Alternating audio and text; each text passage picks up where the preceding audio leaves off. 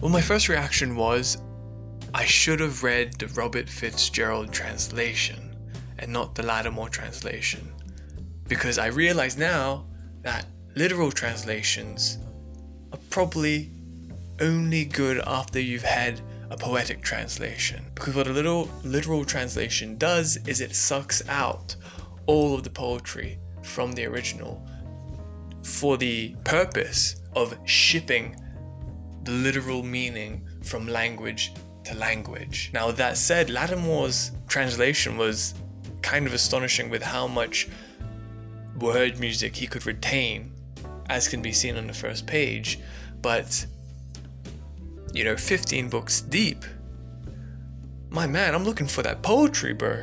I really don't know what to think about this book.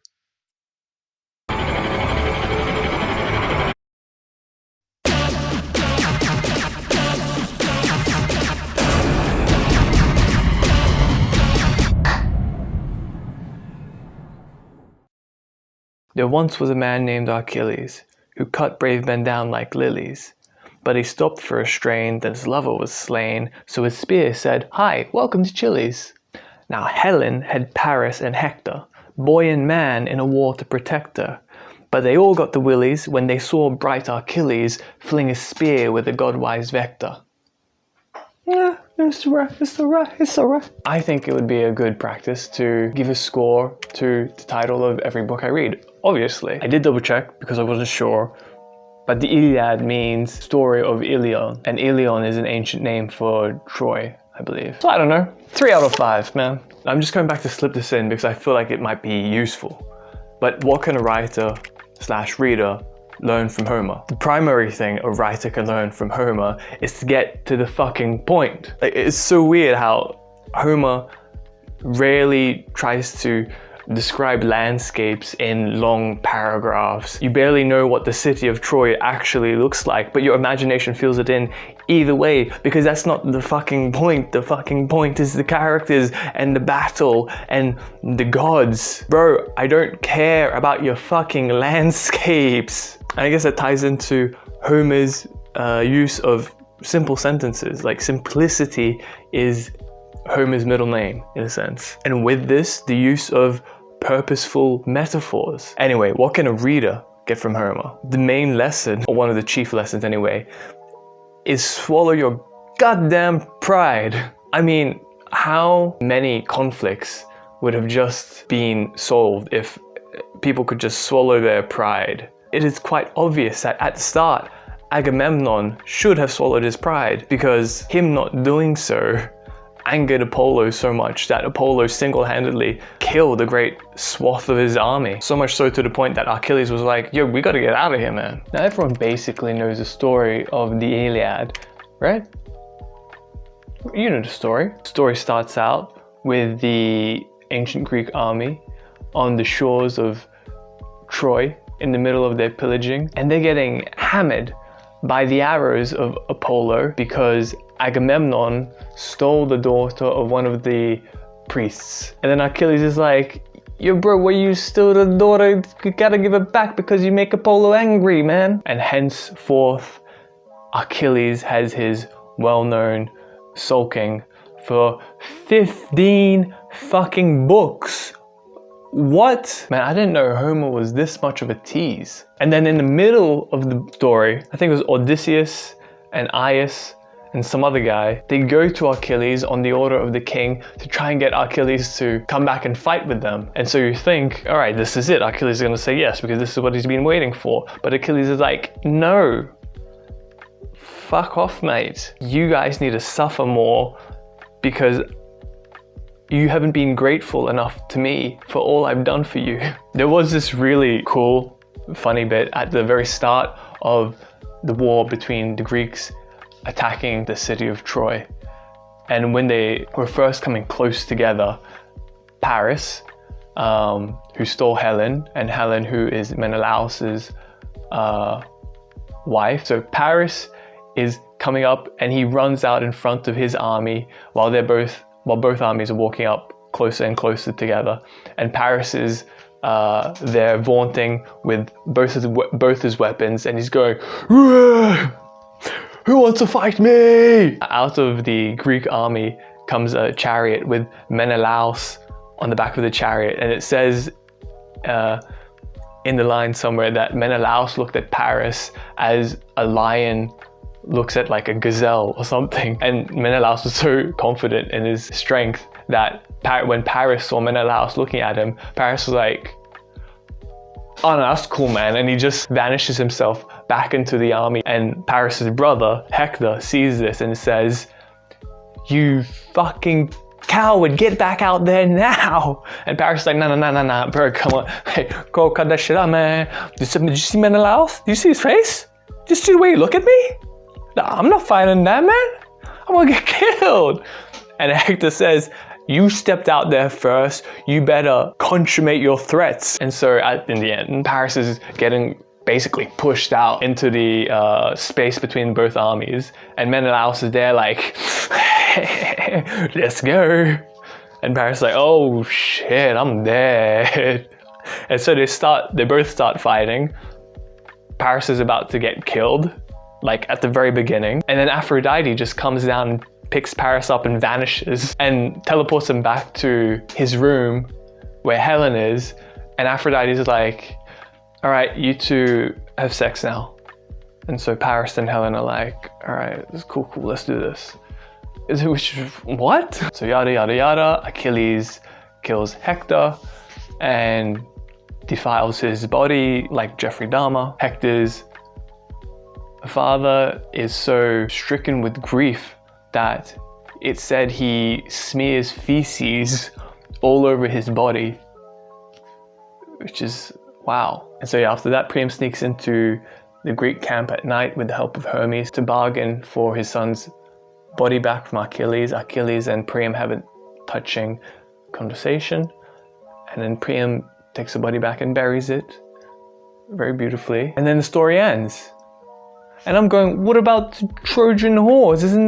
What about the whole downfall of Troy? And it's like, no, it ends right at the burial of Hector. And I was going like, what? But in retrospect, it's like a perfect place to tie up the story. Anyway, I want to talk about the technical aspect of this book, of Lattimore's translation, because obviously it's not Homer's original writing. So I'll just read you the opening of book 1 to put the language on the table. Now, I'm not sure how you're supposed to read ancient Greek poetry, but fuck it, here goes. Sing, goddess, the anger of Peleus' son Achilles and its devastation, which put pains thousandfold upon the Achaeans, hurled in their multitudes to the house of Hades strong souls of heroes, but gave their bodies to be the delicate feasting of dogs, of all birds, and the will of Zeus was accomplished since that time when first there stood in the vision of conflict Atreus' son, the lord of men, and brilliant Achilles.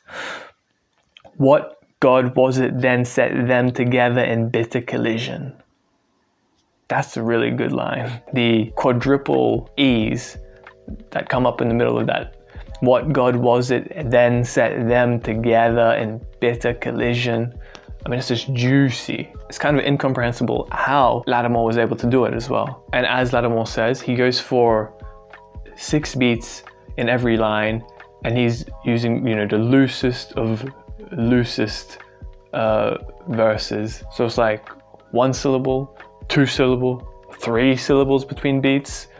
I mean, whatever, it's free game out here. And it felt to me when reading this that the liberal freedom of how many syllables you could have between everything to make up that line seemed to take away from the nobility of Homer, from the inevitability of the lines. And this inevitably takes away from the poetry of it. But I'm not sure a literal translation can get better than Lattimore's. I mean, Lattimore's might be the best literal translation out there. But for a lay reader, probably not the best read. For a scholar, yes. There's one more thing as well. Oh yes, his obsession with genealogy. It mattered who you were the son of. So in the first page we get son of Peleus, Achilles.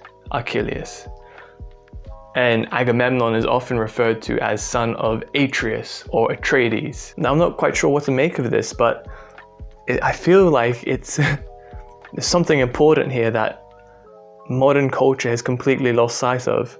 The importance of one's ancestry, one's genealogy. But I'm too tired to think about this right now. Anyway, with all that said, how jealous am I of Lattimore's writing? But after reading this, I just feel a 1 out of 5, you know? Neither here nor there. I like a little more oomph in my writing. I'm not so much of a scholar that I care about the literalness of a translation. You read the original or you don't read the original, right? Now, the moment of beauty I chose from this book is a bit rough, tearing it out of its context, because it is at the moment Patroclus dies. It's the speech he gives to Hector while he lies on the floor. And I think a lot of the power from it comes from all of this unfairness that has just happened to him in the moments before. You think he's going to be bitter and resentful like Achilles, but he has a completely different kind of outlook, and he's very peaceful and kind of funny at the end. And this is at the end of book 16, and Hector is about to stab Patroclus as he lies bleeding on the floor. And now, dying, you answered him, O rider Patroclus. Now is your time for big words, Hector. Yours is the victory, given by Cronus' sons, Zeus and Apollo, who have subdued me easily, since they themselves stripped the arms from my shoulders. Even though 20 such as you had come in against me, they would all have been broken beneath my spear and have perished. No, deadly destiny with the son of Leto has killed me, and of men it was Euphorbos. You are only my third slayer. And put away in your heart this other thing that I tell you. You yourself are not one who shall live long, but now already death and powerful destiny are standing beside you, to go down under the hands of Iacchos' great son, Achilles. It seems at this point, the best person in the Iliad, the most honorable, the most integral, the one with the most integrity, has just died here. And so when we get the intense grieving of Achilles later, we can really feel it, because we ourselves have also loved Patroclus. So next we have the moment of originality, and I picked this. Well, everything in the Iliad is basically already original prima facie, because it's one of the first books of our literary tradition. But here might be the first significant use of irony.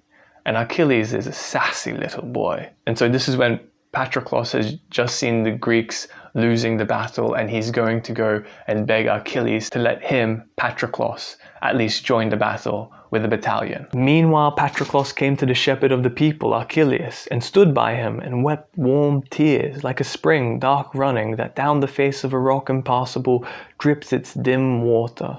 And swift-footed brilliant Achilles looked on him in pity, and spoke to him aloud, and addressed him in winged words. Why then are you crying like some poor little girl, Patroclus, who runs after her mother and begs to be picked up and carried, and clings to her dress and holds her back when she tries to hurry, and gazes tearfully into her face until she is picked up? You are like such a one, Patroclus, dropping these soft tears. Could you have some news to tell for me of the Myrmidons? Have you, and nobody else, received some message from Phthia? Yet they tell me Actor's son Menoetius lives still, and Iacchos' son Peleus lives still among the Myrmidons. If either of these died, we should take it hard. Or is it the Argives you are mourning over, and how they are dying against the hollow ships by reason of their own arrogance?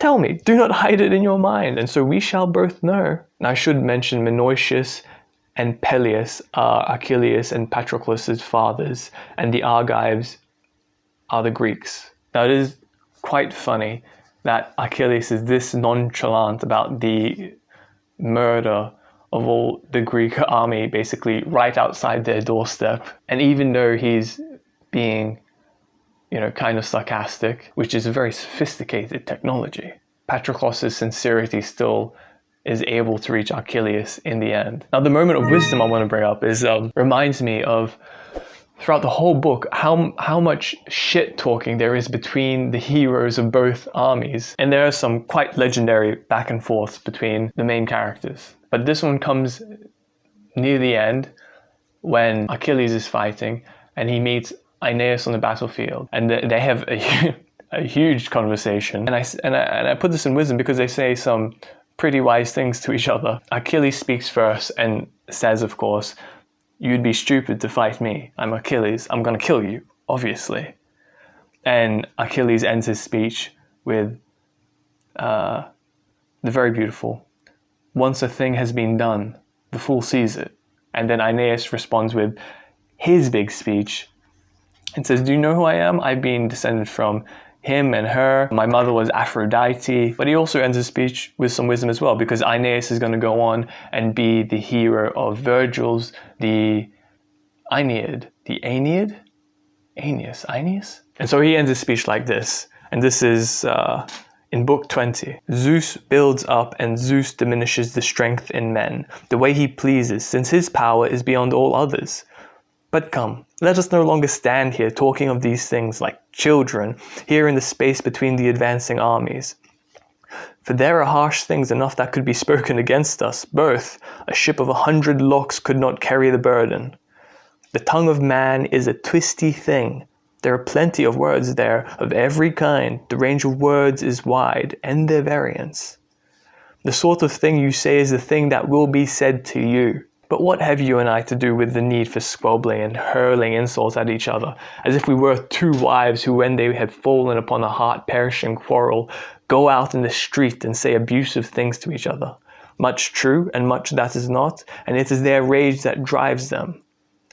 You will not by talking turn me back from the strain of my warcraft, not till you have fought to my face with the bronze. Come on then, and let us try each other's strength with the bronze of our spearheads." And I feel like most of these lines could be meditated on for quite some time, but the one that sticks out is like an aphorism. The sort of thing you say is the thing that will be said to you, which is kind of a parallel definition of character is fate. How you act is what happens to you, in a sense. Anyway, if I was to score this book, and make no mistake, I'm not scoring the Iliad, because I haven't read the Iliad.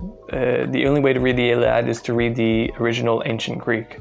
But to score Richmond Lattimore's translation of it as a reader, as a normal lay reader, and not a scholar as well, because a scholar is looking for accuracy in translation, and lay reader is looking for power in the poetry. So as lay readers score Lattimore, it would be 3 out of 5, sorry.